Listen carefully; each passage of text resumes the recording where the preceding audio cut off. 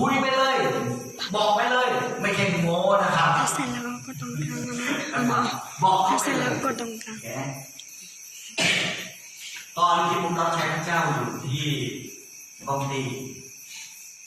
มีอาจารย์ที่กำลังเรียนศาสนาจารย์อยู่อาจารย์คนหนึ่งที่ว่าอาจารย์จากเกาหลีเขาเรียนอยู่ปีเดียวเขาจะจบ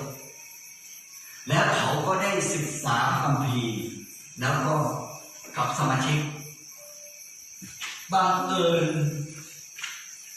ศึกษาไปศึกษามามีข้อห้ามอยู่2 ข้อตีความหมายเท่าไหร่ก็ปวดหัว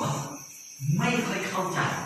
แต่เข้าใจก็อยู่บ้างแต่ไม่รู้จะใช่หรือไม่ก็เลยอยู่ๆยกมือขึ้นมาถามผมว่า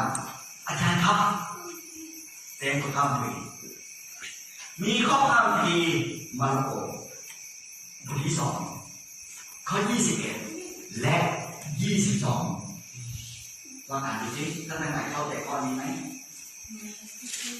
ช่วยตอบด้วยช่วยตอบให้อาจารย์คนนั้นด้วยมาระโกบข้อไหนกันมาระโกบทที่2ข้อ21และ22พูดไม่ไหนเลยวันนี้ผมก็อยากจะขอความคิดเห็นขอความรู้ท่านทั้งหลายนะที่เข้าโบสถ์ทุกวันเสาร์แทบจะไม่เคยขาดเลยเนาะอาจารย์เนาะ99 ตัวเขาไม่ขาดโบสถ์นะครับจะได้99 ตัวช่วยกันตอบด้วย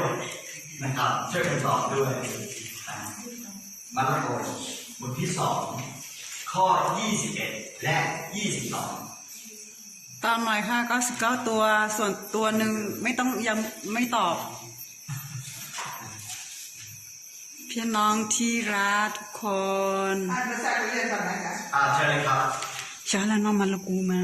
ากูหรือเปล่าภาษากะเหรี่ยงก่อนแค่2 ข้อนะ21และ22Dia tu lah bah. Dia kesini ni cara kalau mungkin mah ke ST.